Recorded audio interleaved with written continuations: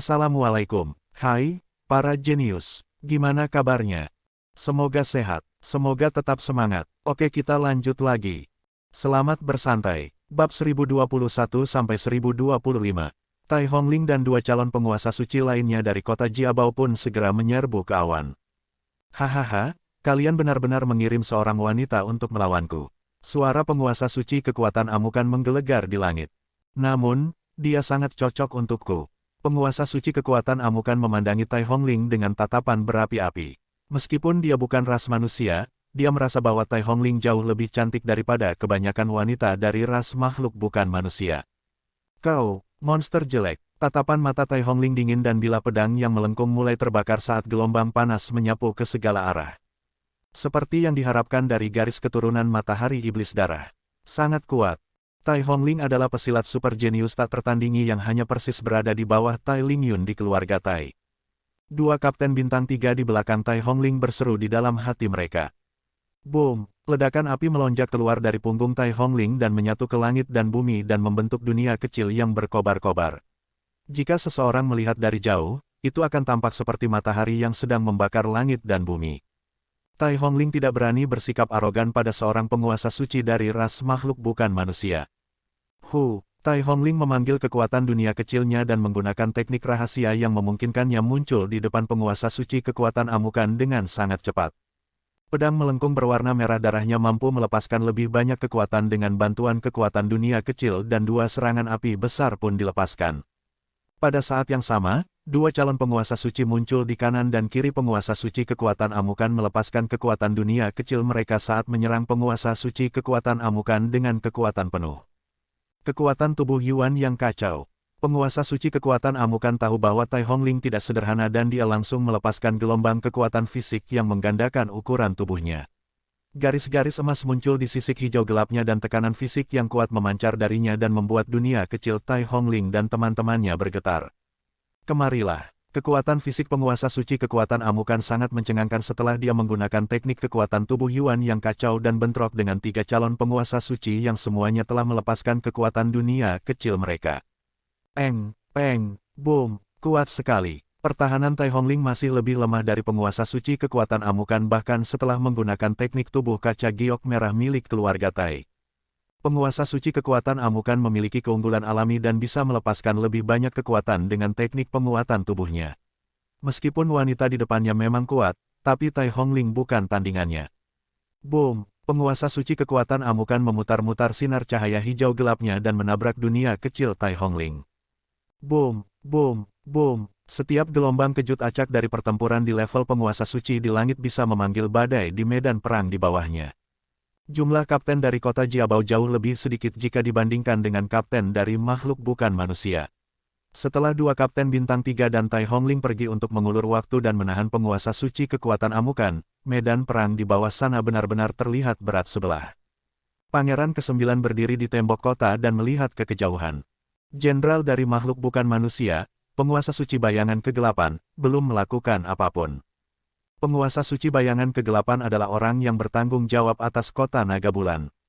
Dia adalah penguasa suci yang kuat dari ras manusia kalajengking dan satu level lebih kuat dari penguasa suci kekuatan amukan. Dia menghususkan diri dalam kecepatan dan serangan kritis. Pertahanan dan kekuatan tubuhnya juga cukup bagus. Pangeran ke-9 tidak takut pada penguasa suci bayangan kegelapan.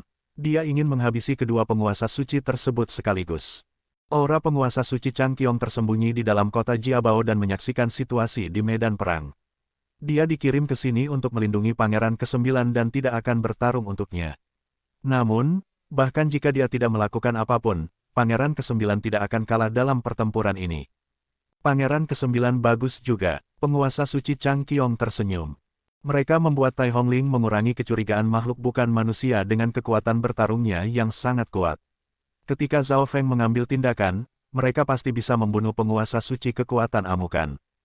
Sedangkan untuk penguasa suci bayangan kegelapan, penguasa suci Chang Qiong berpikir tidak mungkin bisa membunuhnya. Tapi para petinggi di tingkat menengah dan bawah berada pada posisi yang sangat tidak menguntungkan. Banyak pasukan yang akan kalah. Penguasa suci Chang Qiong melihat peperangan antara para kapten. Sialan, bocah berandalan ini. Makhluk bukan manusia dari ras manusia ular yang sedang bertarung dengan Zhao Feng benar-benar ditekan oleh Zhao Feng dan sisik di tubuhnya sudah penuh luka. Di sisi lain, Zhao Feng berjalan dengan percaya diri dan auranya stabil. Kapten kita sangat kuat. Aku tidak menyangka kapten bisa menekan seorang calon penguasa suci meskipun dia hanya seorang kaisar. Banyak tentara yang dipimpin Zhao Feng tercengang oleh penampilannya. Mereka awalnya tidak terlalu memikirkan kapten baru mereka, terutama karena Zhao Feng masih terlalu muda dan tidak setenar Tai Hongling. Namun, setelah menyaksikan kekuatan Zhao Feng, mereka tidak bisa berkata-kata lagi. Pak Tua Jia, cepat bantu aku. Si manusia ular meminta bala bantuan dengan ekspresi tak berdaya. Dasar tak berguna, seorang manusia di level kaisar berhasil mengalahkanmu seperti ini. Seorang makhluk bukan manusia berkulit tebal yang memiliki tanduk di hidungnya pun bergegas mendekat. Bam! Setelah dua penguasa suci dari makhluk bukan manusia bekerja sama, mereka akan segera membalikkan keadaan.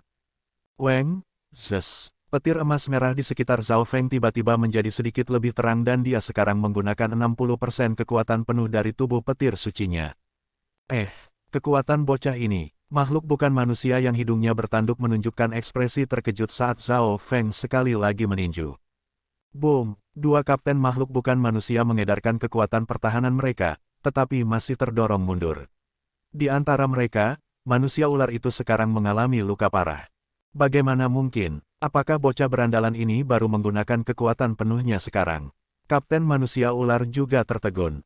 Dia sudah memanggil seorang teman tetapi masih ditekan oleh Zhao Feng. Sulit untuk menggambarkan rasa frustasi yang ia rasakan saat ini. Bam! Bam! Zhao Feng memanggil petir dan kekuatan yang menghancurkan saat bentrok dengan dua calon penguasa suci. Serangan dari dua calon penguasa suci tersebut pun terdorong ke samping oleh gelombang petir angin dan membuat Zhao Feng tidak terluka. Kalian berdua tolol, dia menghususkan diri dalam penguatan tubuh. Menjauh darinya, kapten makhluk bukan manusia lainnya segera tiba. Ketiga kapten makhluk bukan manusia itu pun langsung menjauh dari Zhao Feng dan menyerang dari jauh. Weng, wush, wosh. Sepasang sayap petir merah mengembang di punggung Zhao Feng. Wosh. Zhao Feng melesat ke arah kapten manusia ular dan menghantamkannya dengan kekuatan petir sucinya. Kapten manusia ular tidak dapat melarikan diri bahkan jika dia ingin melawan kecepatan Zhao Feng. Dia hanya bisa berdiri di sana dan menerima pukulannya. Jadi, dua kapten lainnya harus membantu melindungi kapten manusia ular tersebut. Boom! Ketiga kapten makhluk bukan manusia itu semakin terkejut saat mereka semakin lama bertarung. Kapten manusia ular yang pertama kali bertarung melawan Zhao Feng terlihat sudah sangat kelelahan. Zhao Feng berhasil berurusan dengan tiga kapten sekaligus dan mereka masing-masing adalah dua calon penguasa suci dan satu kaisar. Kejadian itu jelas menarik perhatian para prajurit dan kapten di dekatnya. Apakah ini kapten kita? Dia sangat kuat. Keterampilan pertempuran yang luar biasa. Dia tidak memiliki kelemahan dalam hal kecepatan, kekuatan, atau pertahanan. Banyak Raja Alam Dewa Kekosongan dari kota Jiabao tercengang. Mereka harus mengakui bahwa putra mahkota membawa orang-orang yang sangat kuat bersamanya. Tidak heran dia tidak panik setelah makhluk bukan manusia memutuskan untuk menyerang. Di sisi lain, makhluk bukan manusia merasa sudah tidak tahan lagi dan calon penguasa suci lainnya akhirnya memasuki pertarungan melawan Zhao Feng. 4 kapten melawan Zhao Feng sendirian. 70%. Petir berkilat di sekitar tubuh Zhao Feng saat kekuatan petirnya meningkat sedikit lagi. Pada saat yang sama, Zhao Feng mengulurkan telapak tangan lainnya. Tapak petir suci menghancurkan langit. Sosok tapak emas kemerahan dengan kilatan petir merah yang tak terhitung jumlahnya pun menekan ke depan. Zhao Feng hanya menggunakan tubuhnya dalam serangan ini dan bukan kekuatan Yuan sejati petir angin miliknya. Boom! Weng! Weng! Keempat kapten mengedarkan Yuan sejatinya pada saat yang sama untuk memblokir serangan tapak tangan Zhao Feng dan mereka merasakan seluruh tubuhnya kesemutan. Mereka merasa seolah-olah lengan mereka akan meledak. Keterampilan mistik yang sangat hebat. Bocah berandalan itu mungkin menggunakan kartu andalannya. Kata makhluk bukan manusia berhidung lancip. Penguasa suci kekuatan amukan juga merasakan kelainan ini di medan perang dengan indera ilahinya. Kekuatan si berandalan manusia ini. Penguasa suci kekuatan amukan sedikit terkejut. Meskipun pihak ras manusia tidak memiliki penguasa suci, dia tidak menyangka para petarung jenius di tingkatan calon penguasa sucinya menjadi begitu kuat. Penguasa suci kekuatan amukan tiba-tiba merasakan sesuatu dan berbalik. Penguasa suci bayangan kegelapan sedang menuju pertempuran sekarang. Kapten dari kota Jiabao ketakutan. Mereka awalnya dirugikan, tetapi karena Zhao Feng berhasil menahan 4 kapten sendirian, itu sedikit lebih baik. Namun, penguasa suci kota naga bulan terkuat saat ini hendak menyerang. Wosh! Penguasa suci bayangan kegelapan berubah menjadi seberkas cahaya gelap dan melesat ke medan perang. Langit langsung menjadi gelap dan gelombang aura jahat menyebar ke segala arah. Bunuh semua manusia. Suara penguasa suci bayangan kegelapan sangat dalam saat dia menatap Zhao Feng. Bunuh. Moral para prajurit dari makhluk bukan manusia langsung meningkat drastis setelah 2 penguasa suci mereka mulai beraksi. Wosh! Penguasa suci bayangan kegelapan tidak menyerang pangeran ke-9. Sebaliknya, dia memilih Zhao Feng. Naluri memberitahunya bahwa pemuda tersebut jauh lebih merepotkan. Kapten Zhao Feng, bahaya, penguasa suci bayangan kegelapan akan menyerang kapten kita. Hati semua orang di kelompok Zhao Feng pun bergetar. Tidak peduli seberapa kuatnya kapten mereka, dia tidak bisa menjadi tandingan penguasa suci bayangan kegelapan, kan? Penguasa suci bayangan kegelapan. Keempat kapten yang bertarung dengan Zhao Feng terlihat sangat bersemangat tetapi juga ketakutan pada saat yang sama. Mereka senang karena pemuda ini pasti akan mati sekarang setelah penguasa suci bayangan kegelapan turun tangan. Namun mereka takut mereka akan mendapat hukuman setelah pertempuran ini. Weng. Sayap di punggung Zhao Feng berkibar dengan cepat saat menghindari serangan penguasa suci bayangan kegelapan. Bisa dihindari, penguasa suci bayangan kegelapan tertegun. Seorang kaisar berhasil menghindari serangannya. Setelah menghindari serangan penguasa suci bayangan kegelapan, Zhao Feng berlari ke arah tertentu seolah-olah tengah mencoba melarikan diri. Tetapi pada kenyataannya, dia sedang mendekati penguasa suci kekuatan amukan. Jangan coba-coba kau memikirkannya. Keempat kapten sangat kesal dan segera maju. Namun detik berikutnya, petir keemasan merah di sekitar Zhao Feng tiba-tiba melepaskan cahaya yang menyilaukan saat kekuatan yang tak tertandingi terpancar darinya. Wah! Keempat kapten dari ras makhluk bukan manusia merasa seperti ada sebuah gunung menekan mereka dan mereka semua pun langsung muntah darah segar. Kapten manusia ular yang lelah dan relatif lebih terluka langsung terbunuh oleh kekuatan tubuh petir suci level 6 milik Zhao Feng. Kilatan dimensi ruang sayap petir. Detik berikutnya, Zhao Feng menggunakan teknik dimensi ruang yang memungkinkannya berubah menjadi kilatan petir dan muncul tepat di belakang penguasa suci kekuatan amukan. Apa? Penguasa suci kekuatan amukan yang saat ini sedang melawan Tai Hongling dan teman-temannya tiba-tiba merasakan bahaya hidup dan mati. Tapak petir suci menghancurkan langit. Zhao Feng mengedarkan semua kekuatannya dan mendorong ke bawah saat menggabungkan kekuatan elemen api dari Yuan sejati petir anginnya. Kali ini jurus tapak petir suci menghancurkan langit berisi kekuatan penuh Zhao Feng. Sosok tapak petir emas kemerahan muncul di atas kepala penguasa suci kekuatan amukan. Api petir angin yang mengerikan pun berputar-putar di dalamnya. Boom! Kekuatan tubuh Yuan yang kacau milik penguasa suci kekuatan amukan hancur berantakan oleh jurus tapak tangan Zhao Feng dan darah bermuncratan di langit. Ini, bagaimana mungkin? Penguasa suci kekuatan amukan memuntahkan darah segar dan benar-benar terpana. Semua ini terjadi terlalu cepat. Penguasa suci kekuatan amukan segera mengedarkan kekuatan Yuan sejatinya untuk menghilangkan rasa sakit yang mematikan di tubuhnya dan menenangkan dirinya. Namun detik berikutnya, Zhao Feng muncul di sebelah kanannya. Sebuah kristal petir emas keunguan tiba-tiba melesat keluar dari mata kiri keemasan Zhao Feng yang samar dan ke dalam jiwa penguasa suci kekuatan amukan. Arg! Penguasa suci kekuatan amukan langsung mulai menjerit saat 10.000 petir tampak menggelegar di udara. Di saat yang sama, telapak tangan merah lain mengarah ke arahnya. Peng! Bam! Tubuh penguasa suci kekuatan amukan dan jiwa Yuan-nya pun hancur. Seluruh proses terjadi dalam waktu 3 tarikan napas saja. Penguasa suci bayangan kegelapan masih terpana dan hati Tai Hongling dan 2 kapten lainnya di langit berdetak kencang saat melihat ke arah Zhao Feng yang sedang diselimuti oleh petir merah. Penguasa suci adalah kekuatan tempur tertinggi di medan perang dan mereka adalah keberadaan yang tak terjangkau oleh para prajurit. Bentrokan antara penguasa suci bisa menghancurkan langit dan bumi dan jarang sekali ada penguasa suci yang mati sejak perang ini dimulai. Bagaimanapun juga, hanya ada 1 atau 2 penguasa suci di setiap kota. Ketika perbedaan kekuatan antara kedua belah pihak tidak sebesar itu, para penguasa suci tidak akan dapat dibunuh.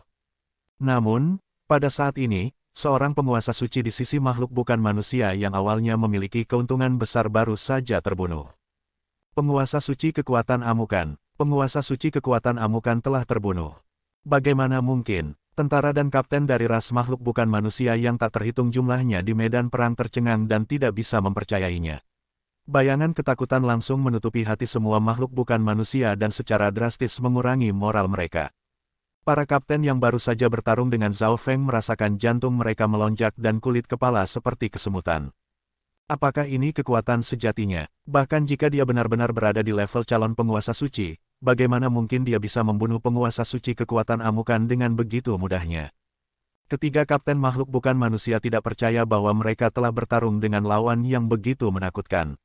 Jelas sekali bahwa manusia yang satu ini telah menyembunyikan kekuatan sejatinya karena ingin membunuh seorang penguasa suci, bukan mereka. Di sisi lain, moral para manusia pun langsung meningkat saat teriakan dan sorakan terdengar. Salah satu penguasa suci makhluk bukan manusia sudah mati. Apakah ini senjata rahasia yang dibawa sang putra mahkota? Jadi kita punya ahli dengan kekuatan pertempuran di level penguasa suci di sini. Tentara dan manusia yang tak terhitung jumlahnya sangat bersemangat. Beberapa kapten yang pernah mendengar legenda Zhao Feng sebelumnya masih tidak percaya apa yang mereka lihat. Zhao Feng, Tai Hongling terpana saat melayang di udara. Dia awalnya berpikir bahwa dia mungkin bisa melukai penguasa suci kekuatan amukan dengan dua calon penguasa suci lainnya dan mungkin jika menggunakan beberapa kartu andalan rahasianya, dia akan bisa membunuhnya. Namun, Zhao Feng mengambil mangsanya begitu saja dan langsung membunuhnya. Lagi pula, kekuatan yang baru saja ditampilkan Zhao Feng sama sekali berbeda dari pertarungan mereka sebelumnya. Kekuatan fisiknya setidaknya 2 kali lebih kuat. Mungkinkah dia menyembunyikan kekuatannya? Tai Hongling sangat tercengang. Jika Zhao Feng telah menunjukkan kekuatan seperti itu pada saat bertarung dengannya, dia pasti akan kalah. Pria yang sangat kuat dan luar biasa itu juga memiliki garis keturunan matahari iblis darah yang sempurna dari keluarga Tai. Tai Hongling tidak pernah merasakan perasaan seperti ini sebelumnya.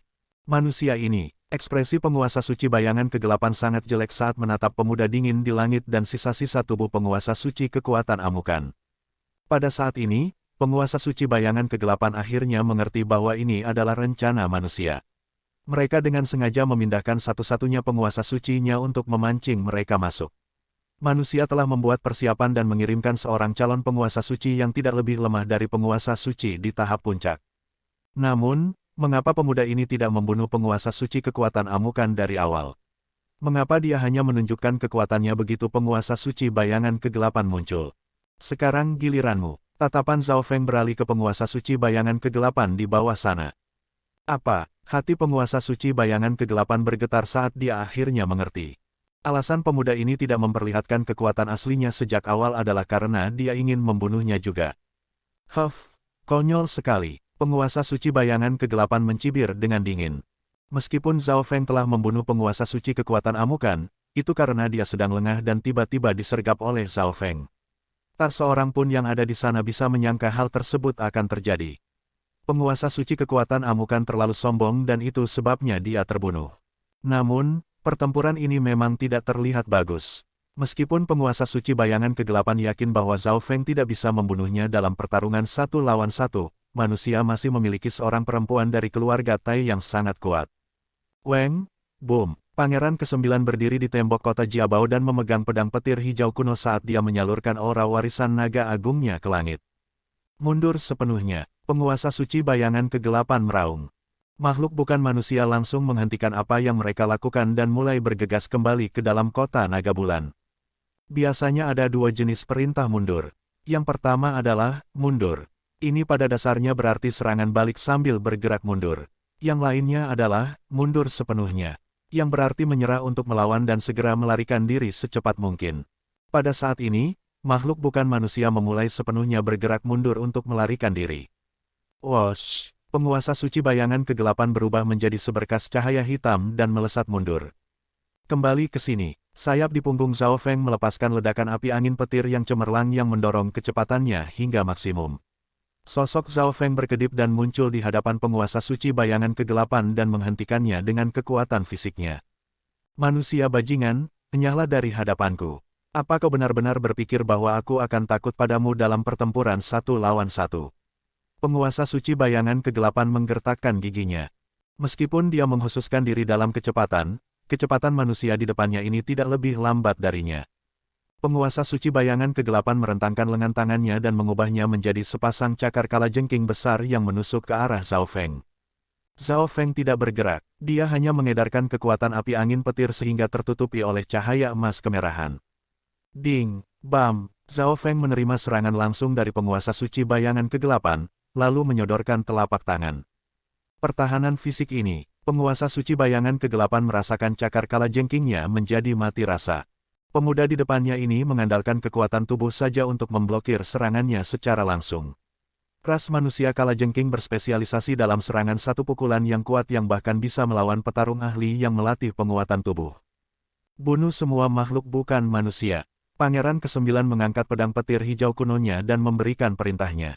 Ding, boom, bam. Para prajurit dan kapten manusia mengejar dengan kekuatan penuh sementara Pangeran ke-9 dan Tai Hongling menyerang penguasa suci bayangan kegelapan. Aku tidak bisa membuang waktu lagi. Penguasa suci bayangan kegelapan meremas jimatnya dan melarikan diri dari serangan Zhao Feng. Zhao Feng, hentikan penguasa suci bayangan kegelapan.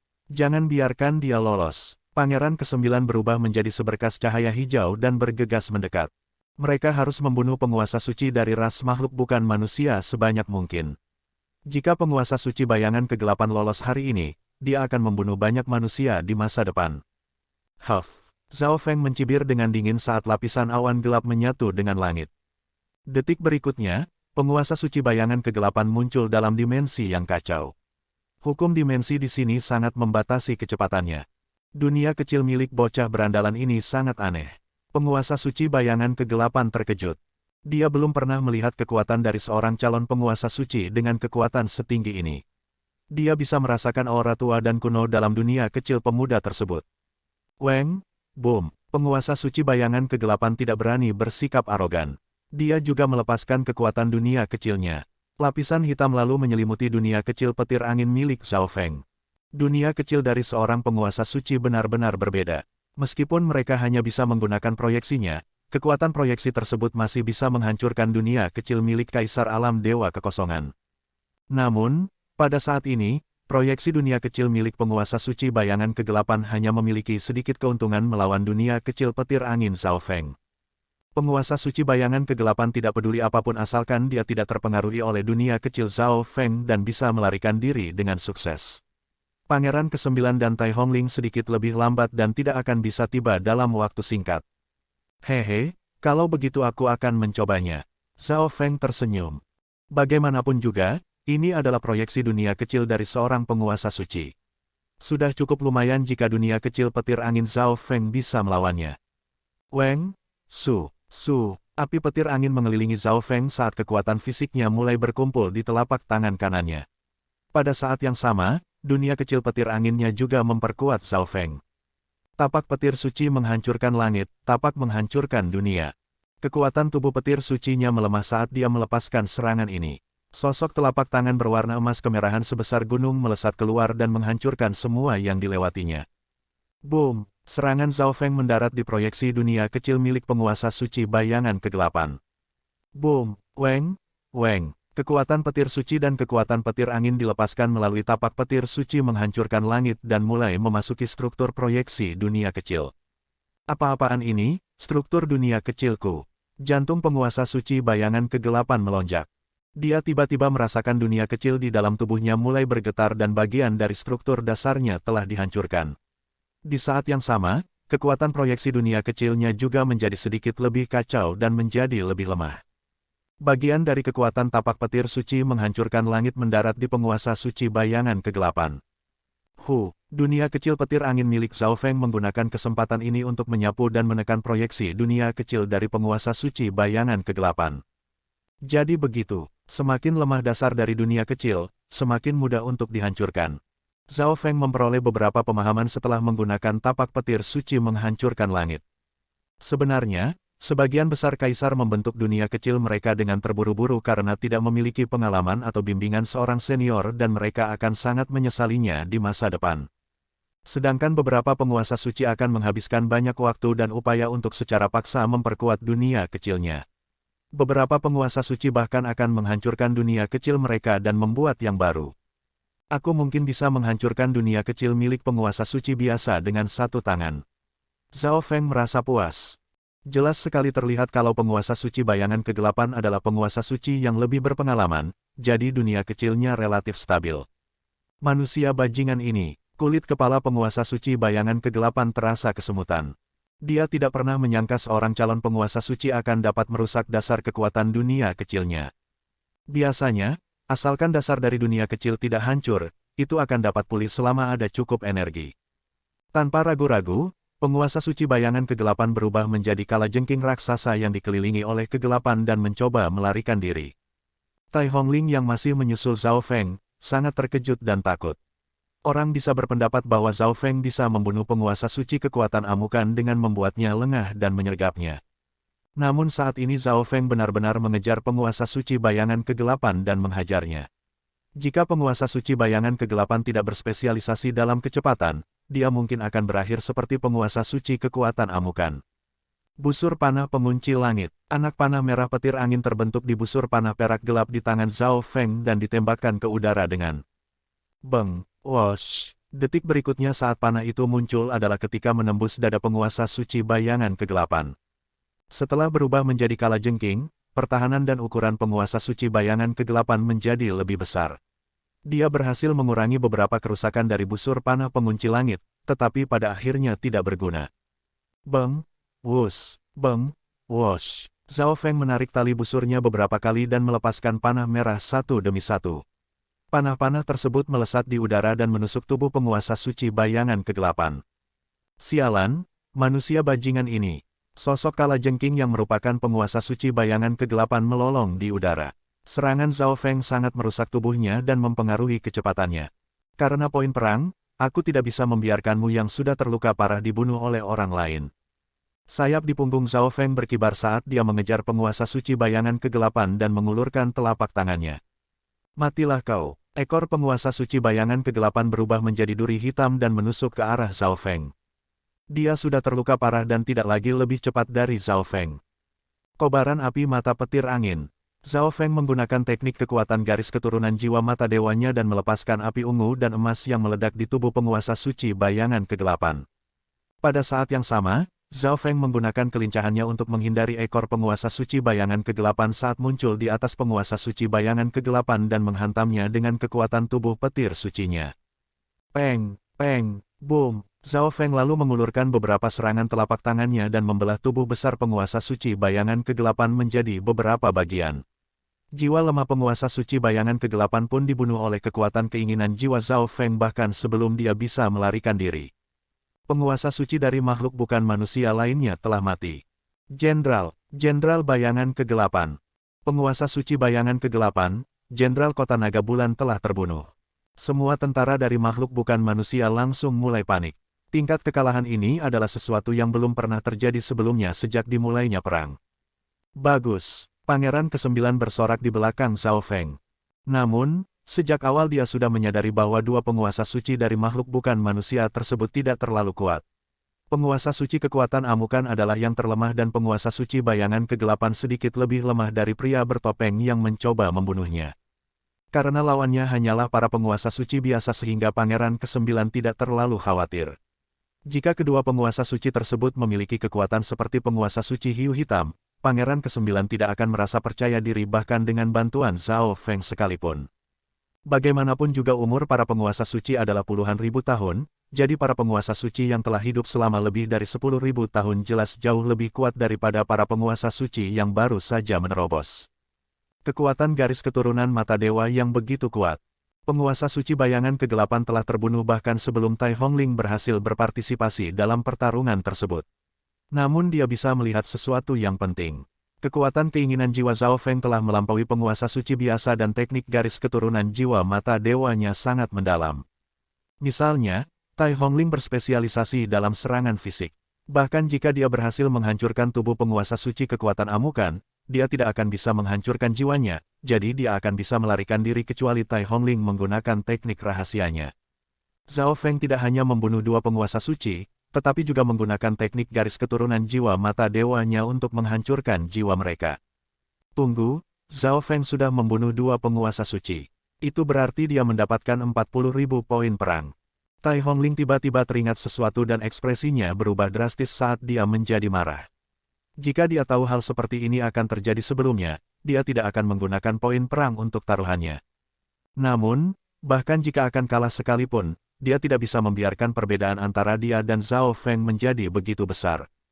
Wosh! Tai Hongling segera bergabung dengan medan perang di bawahnya dan mengedarkan kekuatan garis keturunan matahari iblis darahnya untuk membantai makhluk bukan manusia dan melepaskan rasa frustrasinya. Bunuh! Bunuh semua makhluk bukan manusia.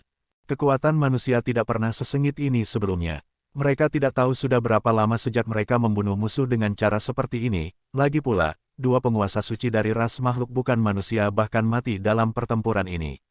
Ini adalah sesuatu yang belum pernah terjadi sebelumnya. Kapten Zhao terlalu kuat, kekuatan bertarungnya tidak sesuai dengan pangkat jabatannya. Keringat muncul di dahi beberapa kapten. Mereka juga kapten, tapi perbedaan antara mereka dan Zhao Feng terlalu besar. Setelah membunuh dua penguasa suci, Zhao Feng berbalik ke medan perang. Satu kaisar bernilai 1000 poin, seorang calon penguasa suci bernilai 6000. Mata Zhao Feng tertuju pada kapten makhluk bukan manusia. Meskipun itu hanya seekor nyamuk kecil, itu tetap saja daging.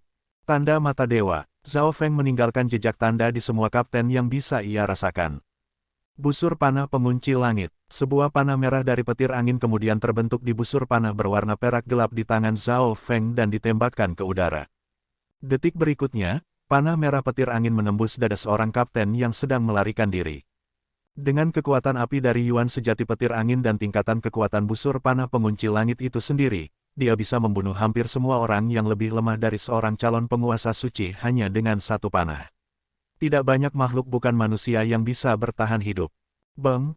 Wus! Kapten bintang 2 lainnya ditembak mati oleh Zhao Feng. Cara ini mudah dan sederhana. Beng! Wus! Panah emas merah ditembakkan dan membunuh seorang kaisar yang melarikan diri. Zhao Feng hanya berdiri di sana dan menggunakan busur panah pengunci langitnya untuk dengan mudah membunuh kaisar tersebut.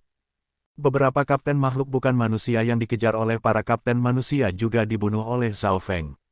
Beberapa kapten sangat iri dan cemburu ketika melihat Zhao Feng mengumpulkan poin perang dengan mudah. Zhao Feng, kau, Tai Hongling sangat frustrasi. Dia sedang mengejar kapten makhluk bukan manusia barusan, tapi panah petir milik Zhao Feng mengambil alih. Beng! Wus! Saat ini, suara panah tersebut seperti suara kematian. Setiap kali terdengar, seorang kaisar pasti akan mati. Tentara makhluk bukan manusia langsung tercerai-berai dan berlari secepat yang mereka bisa. Zhao Feng telah menjadi mimpi buruk bagi mereka. Namun, tidak peduli seberapa jauh mereka berlari, Zhao Feng masih bisa membunuh kaisar manapun yang telah ditandai dengan tanda mata dewanya tanpa bergerak sama sekali. Prajurit dari ras makhluk bukan manusia yang biasa merasa beruntung karena mereka sangat lemah sehingga tidak menjadi sasaran dari manusia yang menakutkan itu. Tindakan Zhao Feng jelas mengambil semua poin perang dari banyak kapten manusia lainnya. Sangat mudah bagi Zhao Feng untuk membunuh kapten makhluk bukan manusia. Namun jika seorang kapten manusia ingin membunuhnya, itu akan sangat sulit. Zhao Feng ini bahkan tidak memberikanku seteguk supnya. Seorang kapten terlihat sangat marah. Zhao Feng membunuh dua penguasa suci telah membalikkan keadaan dan telah menjadi petarung ahli terkuat di pasukan. Dia adalah penyelamat bagi mereka. Namun, tindakannya saat ini mengurangi kesan dirinya di hati para kapten lainnya. Saudara Zhao, poin perangmu mungkin sudah cukup untuk masuk ke peringkat 2000 teratas dari papan peringkat perang di Provinsi Lan. Biarkan kapten lain juga mendapatkan beberapa poin, kata Pangeran ke-9. Papan peringkat perang dihitung sejak awal peperangan dan siapapun yang berada dalam peringkat 5000 teratas dari setiap provinsi adalah para pesilat elit yang telah bertarung setidaknya selama lebih dari setengah tahun. Namun, Zhao Feng bisa mencapai peringkat 2000 teratas dalam pertempuran pertamanya. Ini sangat mengejutkan. Tentu saja, ini karena Zhao Feng telah membunuh dua penguasa suci sendirian. Zhao Feng merasa sangat tidak berdaya. Dia ingin membunuh makhluk bukan manusia tetapi tidak diizinkan. Selain itu dari sudut pandang Zhao Feng, mudah untuk mendapatkan poin perang di tahap awal peperangan. Saat perang terus berlarut-larut, lebih banyak pesilat jenius yang tak tertandingi dan para penguasa suci yang lebih tua akan mulai muncul di medan perang. Pada titik itu, akan sulit bahkan bagi Zhao Feng untuk membunuh penguasa suci. Dia telah membunuh penguasa suci kekuatan amukan karena itu serangan tidak terduga dan ia sedang lengah. Zhao Feng telah membunuh penguasa suci bayangan kegelapan dengan mengandalkan kekuatannya dan mata spiritual dewanya bisa melawan kecepatan dan kelincahan penguasa suci bayangan kegelapan. Tapi di masa depan nanti, para tentara mengikuti Pangeran ke-9, menyerang ke depan, dan mengambil alih kota Naga Bulan. Para kapten memiliki pemikiran yang campur aduk saat mereka berdiri di kota Naga Bulan. Kita benar-benar berhasil mengambil alih kota Naga Bulan. Hahaha. Makhluk bukan manusia sedang mendekati kematiannya. Itu semua berkat perintah putra mahkota dan bantuan teman kecil Zhao. Semua kapten memiliki senyum di wajah mereka saat mengelilingi Pangeran ke-9 dan Zhao Feng. Setelah mengambil alih kota Naga Bulan, Pangeran ke-9 segera melaporkan poin perang semua orang ke Aula Perang Provinsi Lan. Zhao Feng, mengapa kau menekan kekuatanmu saat bertanding melawanku hari itu? Mata Tai Hongling tampak berapi-api. Kecantikannya yang menakjubkan membuat semua pria lain jatuh cinta padanya. Dari sudut pandang Tai Hongling, Zhao Feng hanya punya satu alasan untuk melakukan hal seperti itu. Pemuda itu pasti sudah benar-benar tertarik padanya dan sedang bersikap lunak padanya. Dia menekan kekuatannya karena tidak ingin menyakitinya. Namun, Tai Hongling ingin mendengarnya langsung dari Zhao Feng. Aku baru saja menerobos. Zhao Feng menjawab dengan jujur dengan nada tanpa emosi. Kau. Wajah Tai Hongling menjadi sedikit merah dan dia menjadi agak marah. Dia tidak menyangka Zhao Feng akan memberikan jawaban seperti itu. Bakat teman kecil Zhao memang menakjubkan. Generasi muda dari dinasti Gan yang agung hanya bisa berharap memiliki kecepatan pelatihan seperti itu. Beberapa kapten segera berbicara sambil tersenyum. Meskipun mereka tidak menyukai Zhao Feng yang telah mengambil beberapa poin perang mereka, dia adalah orang terkuat yang ada di sini. Dia satu-satunya orang dengan kekuatan pertempuran di level penguasa suci. Selain itu, potensi Zhao Feng tidak terbayangkan. Mereka semua harus berhubungan baik dengannya. Pangeran ke-9 dan Tetua Ying berdiri di sampingnya dan tersenyum. Mereka tahu semua yang terjadi antara Zhao Feng dan Tai Hongling dan bisa membuktikan bahwa Zhao Feng memang baru saja menerobos. Setelah mengambil alih kota Naga Bulan, Pangeran ke-9 mengeluarkan berbagai sumber daya dan harta karun dan memberi hadiah kepada pasukannya. Zhao Feng, Tetua Ying, dan Tai Hongling langsung menjadi Kapten Bintang 3 tanpa keraguan lagi karena penampilan mereka dan Zhao Feng menjadi orang yang berada hanya satu peringkat lebih rendah dari Pangeran ke-9. Pasukan Pangeran ke-9 pun sudah pasti tinggal di kota Naga Bulan. Setelah pertempuran berakhir, Zhao Feng masuk lagi ke pengasingan latihannya. Dia puas dengan penggunaan pertama dari jurus tapak petir suci menghancurkan langit dan telah memahami banyak hal. Bagaimanapun juga, Zhao Feng selalu menekan kekuatan dan level pelatihannya saat berlatih di dunia dimensi ruang kabut sehingga tidak menghancurkannya dimensi tersebut. Karena menekan kekuatannya, dia tidak dapat memahami semua kekuatan keinginan dari jurus tersebut. Namun, kali ini berbeda dari yang dulu. Setiap kali Zhao Feng mendapatkan pemahaman baru, dia akan meninggalkan kota Naga Bulan dan pergi ke tempat di mana tidak ada orang di sekitarnya untuk berlatih tapak petir suci menghancurkan langitnya. Lebih dari separuh wilayah di 3 provinsi saat ini merupakan zona perang. Sulit untuk melihat orang lain selain tentara dari 2 penguasa dinasti. Boom, weng, weng. Zhao Feng menutup matanya dan mengulurkan telapak tangannya. Petir tampaknya mengalir melalui telapak tangan emas dan merahnya saat kekuatan petir dan kekuatan fisik bergabung bersama dengan sempurna. Boom, sebuah gunung di kejauhan diratakan oleh Zhao Feng. Zhao Feng kemudian mulai melatih domain petir kekuatan fisiknya. Zhao Feng akhirnya dapat melepaskan kekuatannya setelah beberapa kali kegagalan. Boom, boom, boom. Beberapa puluh kilometer dalam jangkauan tubuh petir suci Zhao Feng terbenam dalam badai kekuatan fisik dan petir. Musuh di area tersebut akan terpengaruhi oleh tekanan level 6 tubuh petir sucinya. Zhao Feng baru saja melatih domain petir kekuatan fisik dan mungkin hanya dapat mempengaruhi kaisar biasa.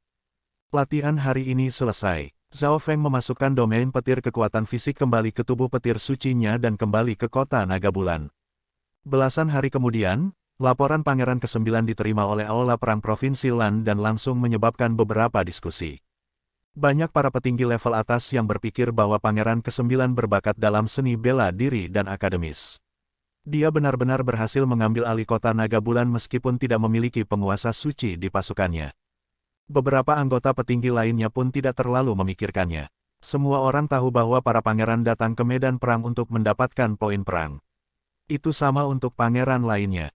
Oleh karena itu, pasukan yang mendukung setiap pangeran biasanya akan mengirimkan beberapa ahli untuk membantu pangeran mendapatkan poin perang. Misalnya, Pangeran keempat, ke-13, ke-7, dan ke-8 semuanya juga melakukan pekerjaan dengan baik di medan perang. Meskipun pasukan Pangeran ke-9 tidak memiliki penguasa suci, banyak pesilat jenius di dinasti Gan yang agung, seperti Tai Lingyun, Nan Gongsheng, Suan Yuanwen, dan banyak calon penguasa suci lainnya yang memiliki kekuatan pertempuran seorang penguasa suci. Jadi hal itu tidak mengherankan. Weng, pada suatu hari, nama Zhao Feng tiba-tiba muncul di peringkat 1982 di papan peringkat perang Provinsi Lan. Di area yang terhubung ke Provinsi Lan, ada pegunungan gelap yang tertutup kabut hitam. Radius di sekitar gunung tersebut penuh dengan aura aneh yang menyapu langit. Ini adalah aula perang utama dari ras makhluk bukan manusia yang bertanggung jawab untuk menyerang Provinsi Lan. Di dalam ruang rahasia, selembar kertas abu-abu melayang di depan pria berotot dengan tanduk hitam raksasa dan mata sebesar lonceng. Kota Naga Bulan telah ditaklukkan. Suara dalam pria bertanduk raksasa itu terdengar. Pada saat yang sama, sosok-sosok aneh muncul satu demi satu di sekitar aula. Kota Naga Bulan memiliki dua penguasa suci. Mereka telah dikalahkan. Sebuah suara aneh bertanya. Kota Naga Bulan adalah area terjauh yang mereka memasuki ke wilayah musuh. Itu sebabnya aula perang sangat mementingkan kota tersebut dan mengirimkan dua penguasa suci untuk mempertahankannya. Kedua penguasa suci telah terbunuh. Laki-laki bertanduk raksasa itu menambahkan. Penguasa suci banteng setan, bagaimana mungkin? Mungkinkah manusia telah mengirimkan penguasa suci kunonya? Suara berat lainnya terdengar di seluruh aula. Mereka berdua mati. Pasti ada yang mencurigakan. Suara yang lebih curiga terdengar di dalam aula besar.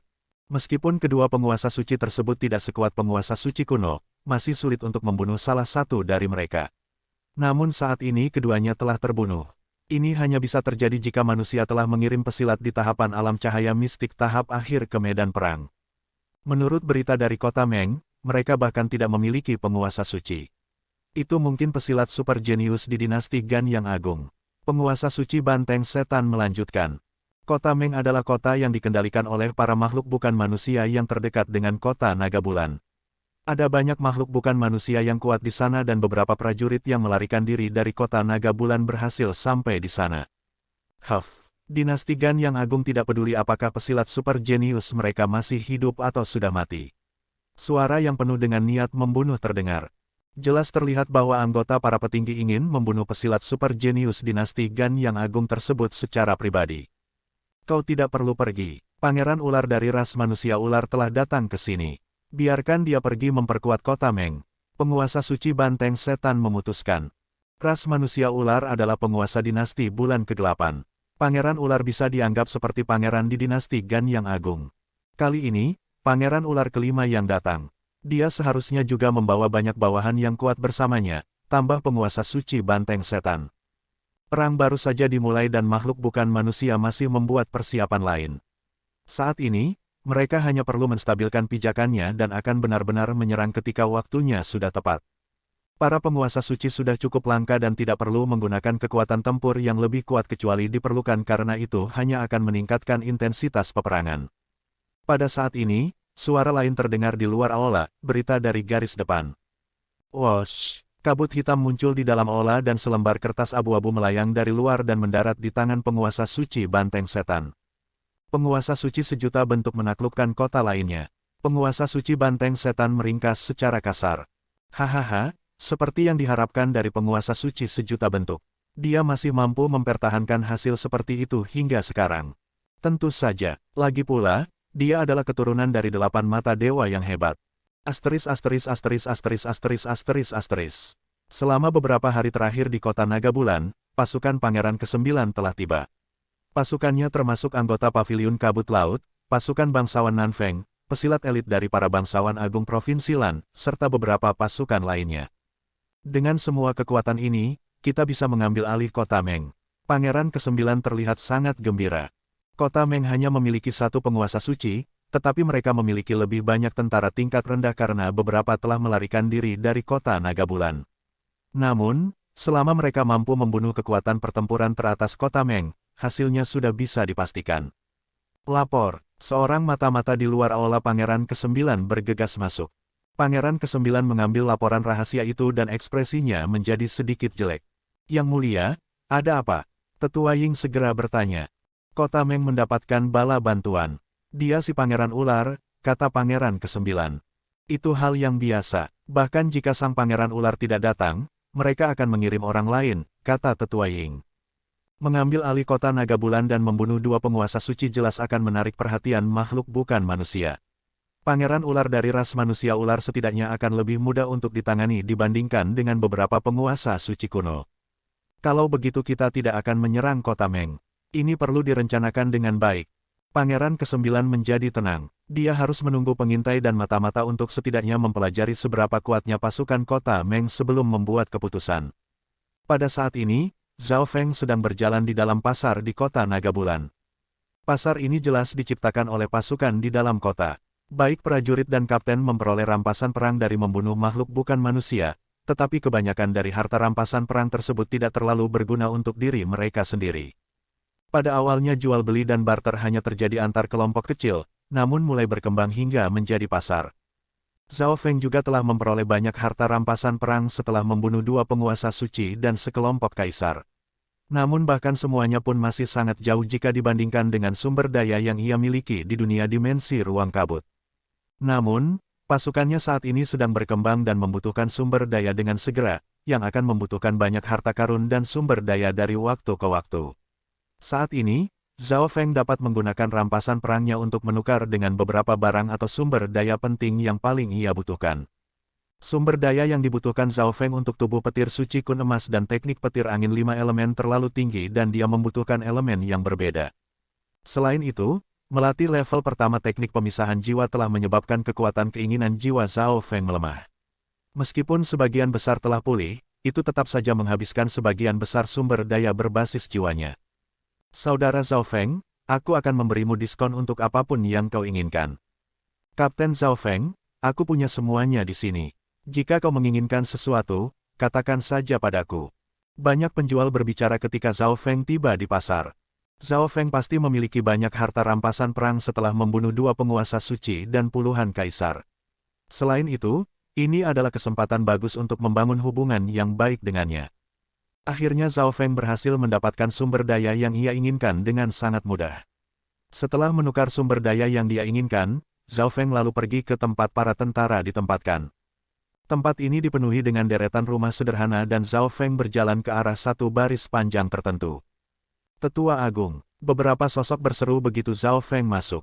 Orang yang memimpin adalah raja di tahap puncak yang segera berjalan menghampirinya.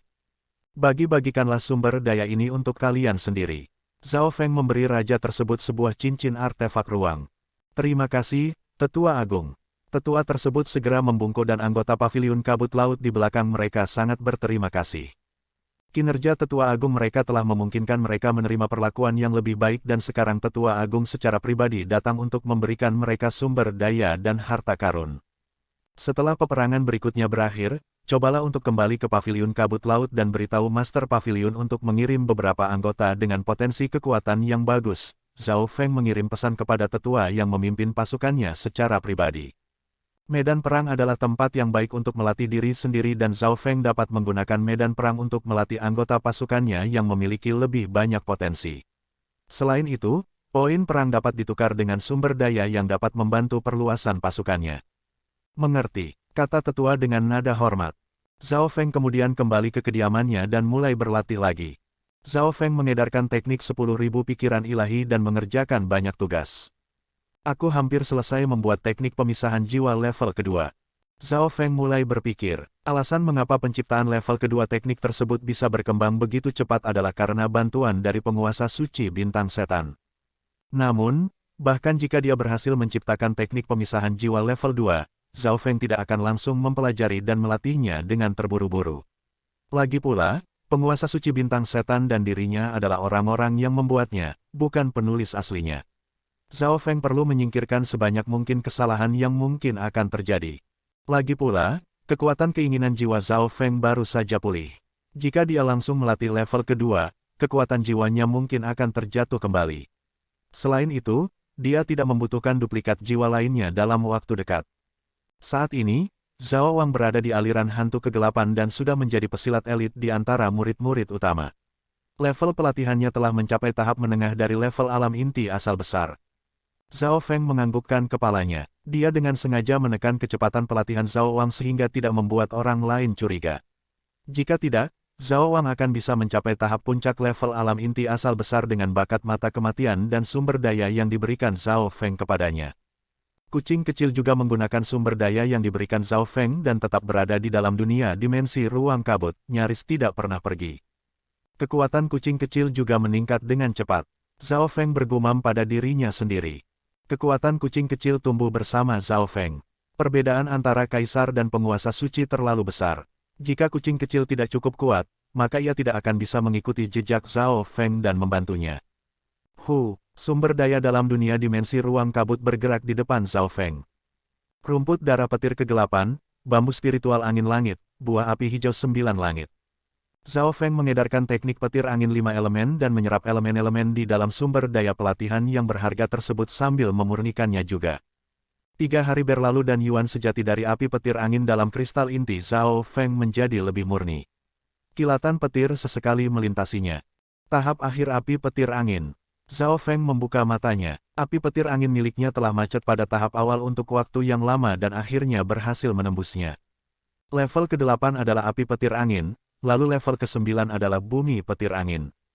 Zhao Feng sudah membuat persiapan untuk melatih level ke-9. Di sebelah kota Pangeran ke-9 di Provinsi Lan adalah benteng pertahanan milik Pangeran ke-13. Pangeran ke-13 mengandalkan pasukan elit dan satu penguasa suci untuk bisa menaklukkan sebuah kota. Namun kegembiraan di wajahnya segera memudar setelah mengetahui bahwa Pangeran ke-9 telah mengambil alih kota Naga Bulan. Pangeran ke-9 tidak memiliki penguasa suci di sisinya dan masih bisa mengambil alih kota. Kejadian itu membuatnya semakin terkenal. Makhluk bukan manusia di kota Naga Bulan benar-benar idiot. Pangeran ke-13 memaki. Yang mulia, Pangeran ke-9 hanya mengandalkan Zhao Feng dan kota Naga Bulan meremehkan lawannya. Itu sebabnya mereka bisa dikalahkan. Si Peng dari Istana 9 ke-8 berbicara dengan Pangeran ke-13. Si Peng telah memasuki pertarungan untuk menjadi putra mahkota bersama Pangeran ke-13 dan merupakan calon penguasa suci yang kuat. Setelah pertarungan untuk menjadi putra mahkota berakhir, ia menjadi lebih kuat dan akan dapat segera mencoba menerobos ke tahapan alam cahaya mistik. Zhao Feng itu memang menyusahkan. Pangeran ke-13 akan menjadi marah setiap kali mendengar nama Zhao Feng. Memang, poin utamanya adalah Zhao Feng. Jika Zhao Feng tidak bisa bertahan di medan perang, hehehe. Si Peng menunjukkan senyum jahat. Si Peng, kau punya ide. Pangeran ke-13 menampakkan ekspresi gembira. Setelah menyinggung Istana 9 ke-8, Zhao Feng tidak akan memiliki akhir yang baik, sama seperti Nan Gongsheng. Bumi petir angin berfokus pada pertahanan dan kendali. Dengan api petir angin dan garis keturunan matahari iblis darah yang sempurna, serangan fisik Zhao Feng sudah cukup kuat. Oleh karena itu, bumi petir angin adalah hal yang benar-benar dibutuhkan oleh Zhao Feng. Lagi pula lebih mudah mendapatkan sumber daya dan harta karun yang mengandung elemen bumi. Zhao Feng merasa sedikit lebih baik. Mineral paling berharga mengandung sejumlah elemen bumi, tetapi tidak ada gunanya untuk menggunakannya hanya karena ada sedikit kekuatan elemen bumi di dalamnya. Lebih baik menyerap sumber daya berelemen bumi yang sebenarnya. Lagi pula sumber daya berelemen bumi memang lebih umum daripada elemen lainnya. Zhao Feng keluar dari pengasingan latihannya dan keluar dari kamarnya. Kapten Zhao Feng. Seorang penjaga pribadi Pangeran ke-9 berdiri di luar kediaman Zhao Feng. Ada apa? Zhao Feng bertanya. Kelihatannya, penjaga ini sudah lama menunggu di sini sampai Zhao Feng keluar dari pengasingan latihannya. Jenderal mengundang Anda. Penjaga itu kemudian membawa Zhao Feng ke kediaman Pangeran ke-9. Saudara Zhao, kali ini aku memiliki misi yang sangat penting untukmu. Jika kau tidak mau menerimanya, aku tidak akan memaksamu, kata Pangeran ke-9. Dia tahu bahwa Zhao Feng suka berterus terang. Mata-mata kita pergi untuk mengumpulkan informasi dari kota Meng tetapi tidak pernah kembali. Tetua Ying memberitahunya sebuah rahasia. Kota Meng adalah kota milik makhluk bukan manusia yang terdekat dengan kota Naga Bulan. Para pengintai dan mata-mata dari kedua pihak berspesialisasi dalam menyamar dan penginderaan. Jika para pengintai dan mata-mata mereka tidak kembali, hasilnya sudah pasti mereka telah ketahuan dan dibunuh. Menurut beberapa informasi beberapa waktu yang lalu, seorang pangeran ular telah tiba di kota Meng. Mereka sebanding dengan pangeran dari dinasti Gan yang agung. Namun, kita tidak tahu berapa banyak ahli yang dibawa oleh si pangeran ular ini bersamanya. Tetua Ying terus berbicara, hanya dengan mengetahui lawan barulah mereka bisa menang. Jika Pangeran ke-9 menyerang kota Meng dengan gegabah dan para pesilat ahli alam cahaya mistik tingkat menengah tiba-tiba keluar, itu akan sangat berbahaya. Oleh karena itu, kedua pasukan tersebut biasanya akan mengirimkan pengintai dan mata-mata untuk mencari informasi tersebut. Pada saat ini, para makhluk bukan manusia sedang berpatroli dalam radius 10.000 km di sekitar kota Meng. Lebih sulit lagi untuk bisa menemukan informasi. Tetua Ying menghela nafas dan memberitahu Zhao Feng detailnya. Aku ingin tahu apakah saudara Zhao bisa menjadi pengintai atau mata-mata dan pergi ke kota makhluk bukan manusia untuk mengumpulkan informasi. Pangeran ke-9 memberitahu Zhao Feng apa yang ada dalam pikirannya. Semua orang tahu bahwa menjadi mata-mata sangat berbahaya. Musuh mungkin telah memasang jebakan untuk para mata-mata. Mata-mata terkadang juga dapat mengumpulkan informasi yang salah. Karena itu, posisi ini berbahaya sekaligus penting. Membuat seseorang yang tidak memiliki pelatihan profesional melakukan pekerjaan ini sama saja dengan melemparkan mereka ke dalam tungku perapian. Namun Zhao Feng adalah pengecualian. Jika saudara Zhao tidak ingin melakukannya, aku tidak akan memaksamu. Kami hanya akan menggunakan pertahanan sebagai serangan dan menunggu mereka menyerang. Pada saat itu, kita akan mengetahui seberapa kuatnya mereka, Pangeran ke-9 melanjutkan. Zhao Feng secara pribadi datang ke garis depan saja sudah sangat membantu. Pangeran ke-9 merasa agak sedih jika Zhao Feng harus menjadi mata-mata juga. Namun dia dan Tetua Ying telah membahas ide ini untuk waktu yang lama. Pertama, Zhao Feng memiliki dunia dimensi ruang kabut. Jika ada sesuatu yang terjadi, dia bisa menggunakannya untuk kabur dengan mudah. Kedua, mengumpulkan informasi dengan kekuatan garis keturunan mata dewanya seharusnya menjadi tugas sederhana bagi Zhao Feng. Serahkan tugas mengintai musuh ini kepadaku. Zhao Feng setuju setelah memahami apa yang sedang terjadi. Dia juga penasaran mengapa makhluk bukan manusia tidak melanjutkan untuk menyerang. Pasti ada sesuatu yang terjadi. Zhao Feng jelas ingin bertarung karena dia akan bisa mendapatkan lebih banyak pengalaman dan lebih banyak poin perang yang bisa diukarkan dengan sumber daya. Dia juga berharap untuk mengenal musuh lebih baik sebelum kedua belah pihak berperang. Saudara Zhao bersedia melakukan pengintaian di garis depan. Pangeran ke-9 dan Tetua Ying terdiam sejenak. Mereka tidak menyangka Zhao Feng begitu tegas. Zhao Feng, apakah kau membutuhkan bantuan? Tetua Ying bertanya.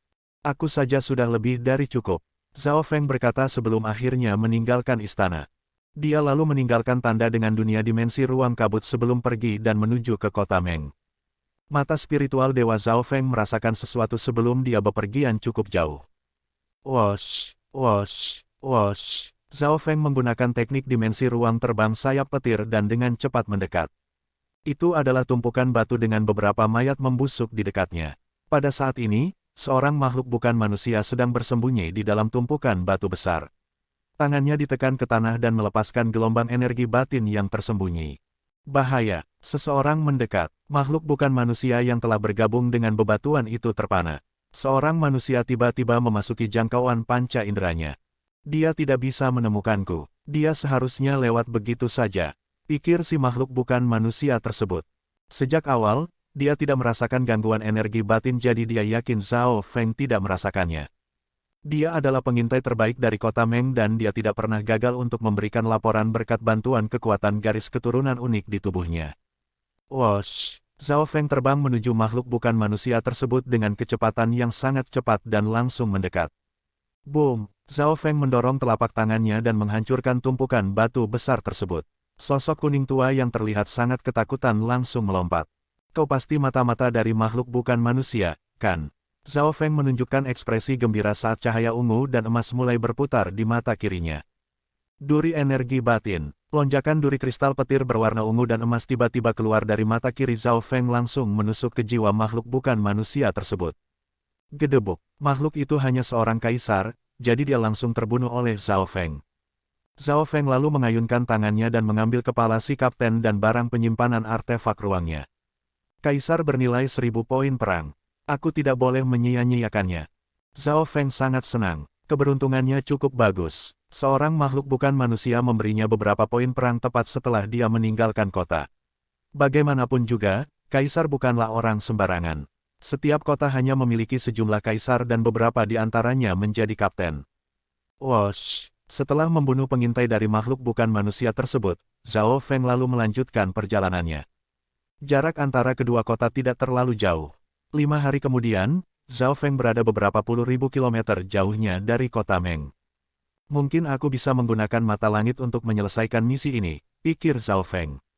Namun jika dia melakukannya, hal itu akan mengungkapkan salah satu kartu tersembunyinya kepada makhluk bukan manusia dan dia tidak akan mendapatkan apapun darinya.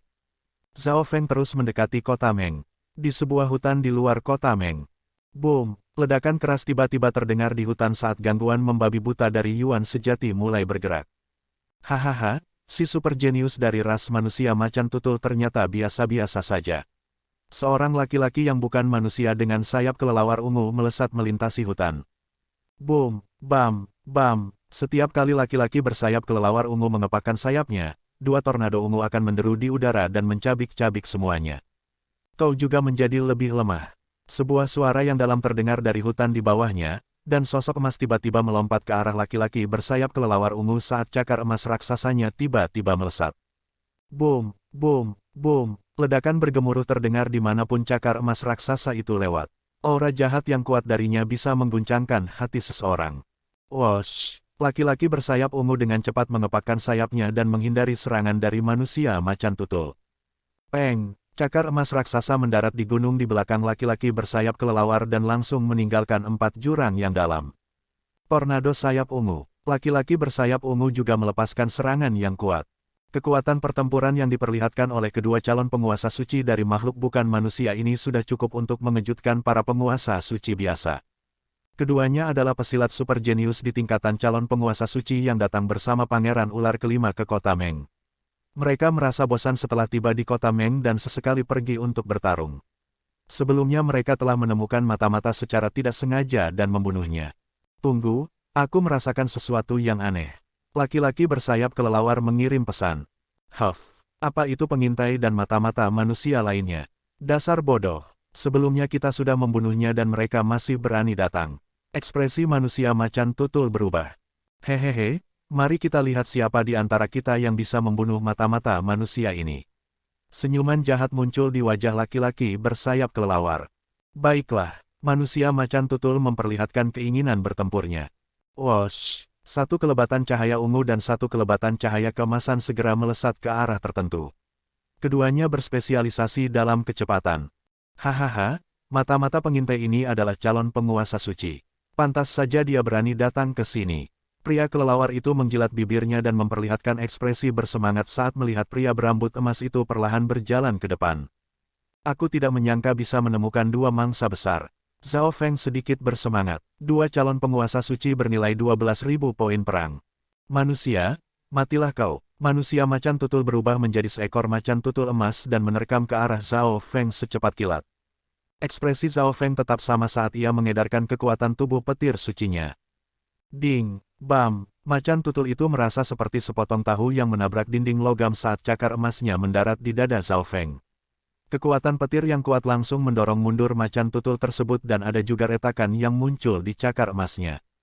Tubuh Zhao Feng saat ini sudah cukup untuk menerima serangan langsung para penguasa suci. Jadi, bagaimana mungkin serangan macan tutul tersebut bisa melukai Zhao Feng? Bagaimana mungkin? Laki-laki bersayap kelelawar sedikit lebih lambat dan dia hampir terjatuh dari langit karena terkejut saat melihat apa yang terjadi. Wosh! Laki-laki bersayap kelelawar langsung berbalik dan berusaha kabur. Dia tidak tahu apa yang terjadi, tapi manusia berambut emas itu terlalu kuat. Dia bahkan lebih kuat dari pesilat super jenius yang pernah ia lihat dari ras manusia ular. 12.000 poin perang. Aku tidak akan melepaskan kalian berdua. Sayap petir merah terbentuk di punggung Zhao Feng saat ia berubah menjadi kilatan petir dan langsung muncul di depan macan tutul dan laki-laki bersayap kelelawar. Boom, boom, boom, bam, badai petir kuno dan merusak menyatu ke udara di belakang Zhao Feng. Segala sesuatu dalam radius 10.000 km langsung menjadi gelap dan 2 makhluk bukan manusia itu menjadi sangat ditekan. Dunia kecil yang sangat kuat. Laki-laki bersayap kelelawar itu tertegun. Dia merasa bahwa Yuan sejati dan kekuatan garis keturunannya sangat dibatasi. Wosh! Laki-laki bersayap kelelawar langsung melepaskan kekuatan dunia kecilnya juga untuk mengurangi tekanan dari dunia kecil Zhao Feng. Wosh! Weng! Kecepatan Zhao Feng bahkan menjadi lebih cepat dari biasanya di dalam dunia kecil petir angin. Dia segera tiba di depan laki-laki bersayap kelelawar dan mengulurkan telapak tangannya. Jurus telapak tangan tersebut adalah versi sederhana dari tapak petir suci menghancurkan langit, tetapi masih mengandung esensi dari jurus tersebut. Boom! Sosok telapak tangan emas kemerahan segera menghantam dunia kecil milik laki-laki bersayap kelelawar. Krak! Krak! Retakan langsung muncul di dunia kecil laki-laki bersayap kelelawar dan mulai melebar. Bagaimana mungkin? Dunia kecilku. Detak jantung laki-laki bersayap kelelawar semakin cepat dan seluruh tubuhnya mulai bergetar. Saat ini, retakan tidak hanya muncul di permukaan dunia kecilnya. Struktur dasar dari dunia kecilnya juga telah rusak. Oke para jenius, kita bertemu lagi di bab selanjutnya. Semoga apapun yang kita upayakan, semuanya bisa tercapai bahkan lebih dari yang kita harapkan. Wassalamualaikum.